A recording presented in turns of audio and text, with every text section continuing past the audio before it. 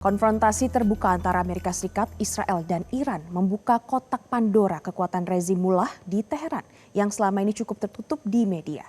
Kini perang tak lagi sekedar urusan kedaulatan tetapi menjadi pertaruhan eksistensial untuk mempertahankan legitimasi rezim di tengah tekanan domestik yang kian dinamis.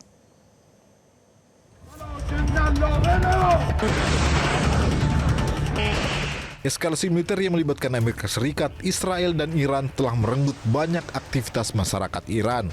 Perayaan Nowruz, tradisi menyambut tahun baru Persia yang biasanya dirayakan pada akhir musim dingin dan menyambut kedatangan musim semi, terpaksa disambut dengan getir. Nowruz yang sedianya dirayakan pada pekan ini dengan festival kuno Cahar Sanbe Suri, yakni melompati api unggun dan pesta kembang api di langit Teheran, berubah mencekam dalam lesatan roket dan rudal yang mematikan.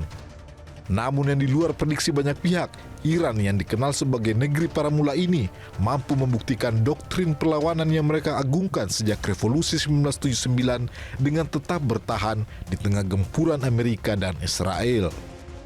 Analis Timur Tengah Hizbullah Satrawi menilai ketahanan Iran kini menjadi potensial market di kawasan Teluk. Sebab baru kali ini negara-negara Arab melihat tetangganya mampu menghadapi kekuatan militer Israel bahkan Amerika Serikat.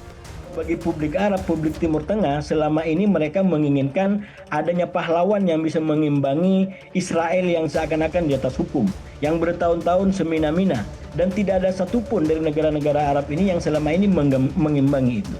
Nah, perang 2024, 2025 dan sekarang itu justru memunculkan harapan baru, pahlawan baru kalau bagi banyak masyarakat di Timur Tengah, karena Iran kemudian mampu menjangkau titik-titik terjauh di Israel. Sekali lagi, Arab Teluk dan dunia Timur Tengah secara umum sebenarnya berpotensi menjadi pasar baru, termasuk mungkin persenjataan bagi mereka. Karena sekali lagi negara-negara Arab Teluk selama ini bekerja sama dengan Amerika, juga dengan Israel sebagian tidak lain untuk pengamanan. Tapi ternyata walaupun senjatanya sudah ada, kemampuan Iran masih mampu menembus negara-negara ini.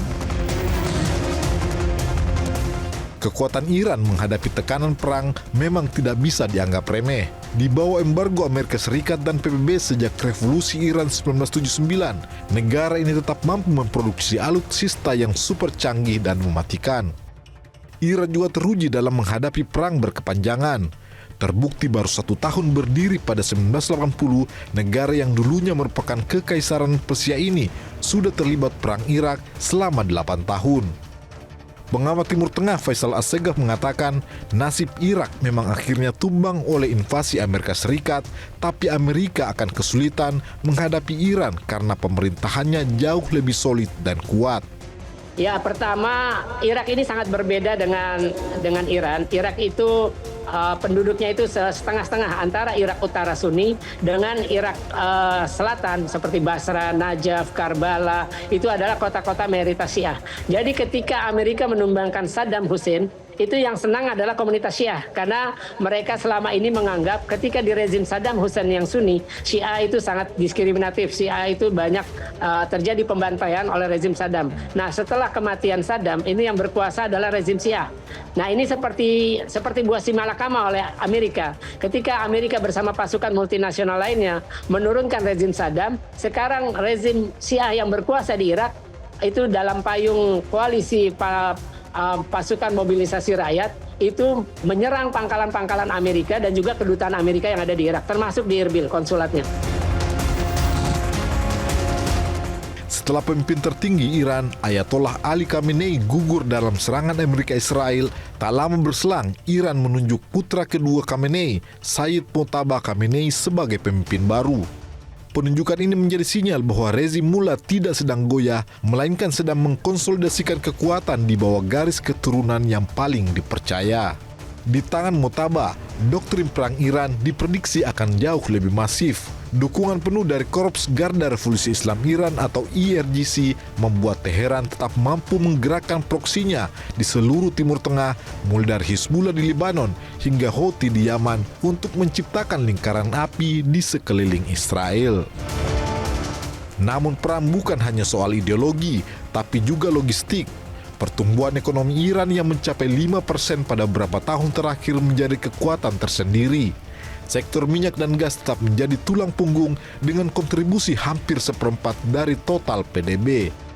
Itulah mengapa Teheran percaya diri bahwa mereka bisa bertahan lebih lama dibandingkan ekspektasi Washington. Kini, bola panas ada di tangan aliansi Amerika-Israel. Apakah mereka akan terus menekan kotak Pandora ini atau menyadari bahwa Iran yang terluka justru bisa lebih berbahaya? Tim Liputan Metro TV.